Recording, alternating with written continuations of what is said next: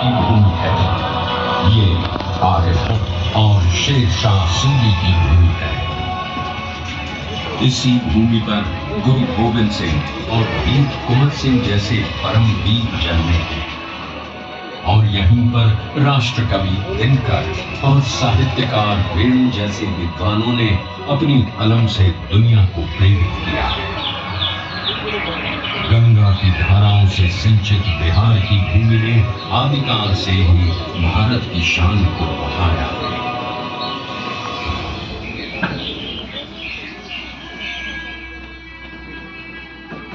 पर जिस बिहार ने सदियों तक नालंदा, विक्रमशिला जैसे विश्वविद्यालयों में ज्ञान और मेधा से पूरे विश्व को राह दिखाई थी, वो 20वीं सदी के आगमन तक खुद अंग्रेजों के अन्याय और दमन की जंजीरों में जकड़ा हुआ था। ये वो समय था जब अंग्रेजों ने भारत को पूरी तरह गुलाम बना लिया था।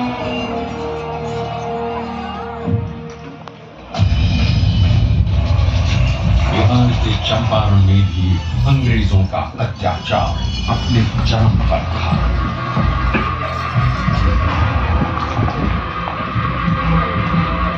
चंपारण की उपजाऊ भूमि अंग्रेजों के लालच के कारण जबरन नील उगाने को लाचार थी और धीमे धीमे बंजर हो गई थी।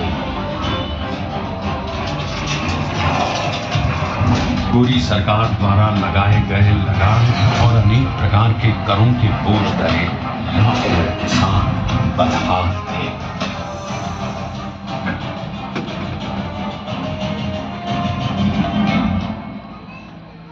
और जब पूरा चंपारण नाउम्मीदी के अंधकार में डूबा हुआ था, तब उस जमीन पर एक महान आत्मा का आगमन हुआ। पंडित राजकुमार शुक्ल के बारंबार आग्रह पर चंपारण आए गांधी जी को उस समय इस बात का बिल्कुल भी अंदाजा नहीं था कि बिहार से उनकी ये भेंट उनके जीवन की सबसे महत्वपूर्ण घटना बन जाएगी। अंग्रेजों द्वारा किए जा रहे अन्याय और दमन से उत्पीड़ित किसानों को देख पहली बार भारत की अवदशा से अवगत होकर उन्होंने चंपारण में कहा, मुझे नीलहे किसानों में सत्य दिखा। भारत भूमि पर यह पहली बार था जब अन्याय और बर्बरता का जवाब सत्य और अहिंसा से दिया गया। उनके नेतृत्व और सिद्धांत से प्रेरित होकर बिहार के सर्वश्री ब्रजकिशोर प्रसाद, अनुग्रह नारायण सिंह, डॉक्टर राजेंद्र प्रसाद, आचार्य कृपलानी, मजहरुल हक, राम नवमी प्रसाद, बाबू धरणीधर प्रसाद आदि जैसे नेतागण भी इस आंदोलन में कूद पड़े।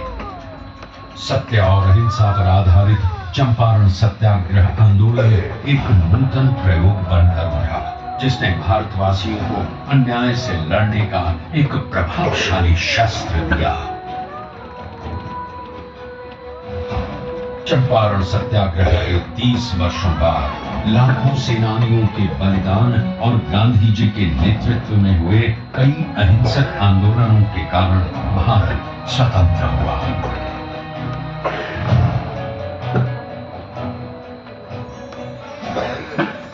उनके विचारों ने न केवल देश को आजादी की राह दिखाई, बल्कि देश के सामाजिक व आर्थिक पुनरुत्थान का मूलाधार भी बने।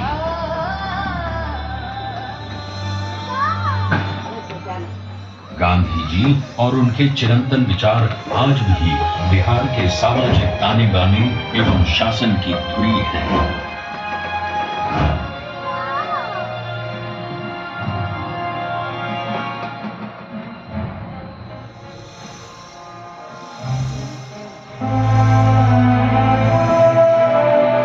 सन 2017 में चंपारण सत्याग्रह शताब्दी वर्ष के उपलक्ष्य में बिहार के दूरदर्शी एवं युग परिवर्तक माननीय मुख्यमंत्री श्री नीतीश कुमार जी की प्रेरणा से कई कार्यक्रमों का आयोजन किया गया।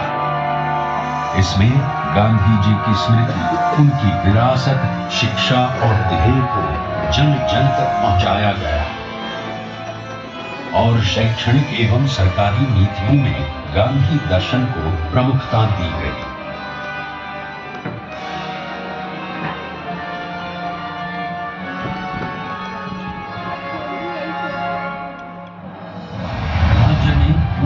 नक्शाबंदी, जल जीवन हरियाली, बाल विवाह एवं दहेज प्रथा पर रोक, महिलाओं की शिक्षा, रोजगार, सरकारी नौकरियों एवं स्थानीय स्वशासन में महिलाओं की बढ़ती भागीदारी आदि गांधी जी के सिद्धांतों के प्रति बिहार के समर्पण के कारण ही संभव हो सके।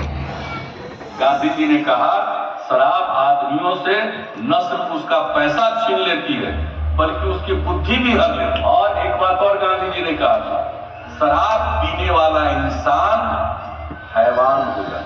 गांव में पी करके आता था, अपनी कमाई का ज्यादा पैसा शराब में गंवा देता था, घर में लौटता था, पत्नी से झगड़ा करता था। अब नहीं पीते हैं, घर लौट कर आते हैं, बाजार से सब्जी खरीद कर आते हैं और अपनी पत्नी को भोजन बनाने में भी मदद करते हैं। क्या माहौल, बच्चों की पढ़ाई पर ध्यान दे रहे हैं। श्री नीतीश कुमार जी के कुशल नेतृत्व में पूरे राज्य में उनसे जुड़ी यादों को संजोए रखने का बहुमूल्य कार्य भी किया गया। भीति हरवा आश्रम एवं बुनियादी विद्यालयों का जीर्णोद्धार, गांधी मैदान पटना में गांधी जी की सबसे ऊंची कांस्य प्रतिमा, बापू सभागार पटना, बापू परीक्षा परिसर, मोतिहारी और बेतिया बापू सभागारों का निर्माण आदि कई कार्य हुए हैं।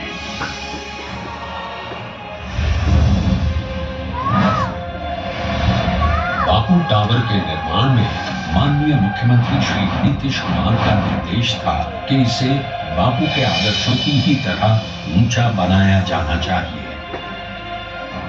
अपनी 3 आयताकार एवं 5 रैंप दीर्घाओं के साथ ये अभूतपूर्व बापू टावर आपका स्वागत करता है।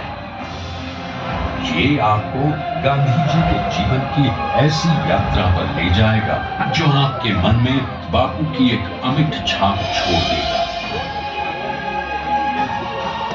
हम लोगों ने तय किया कि हम सब लोग गांधी जी के विचारों को लोगों तक अवगत कराएंगे। 10 से 15% भी नई पीढ़ी के बच्चे बच्चियों के मन में अगर गांधी जी के विचारों का आकर्षण पैदा हो गया और उसके प्रति उनके मन में समर्पण का भाव पैदा होगा, वो ये समाज बदल जाएगा, देश बदल जाएगा, ये मेरा पूरा विश्वास है।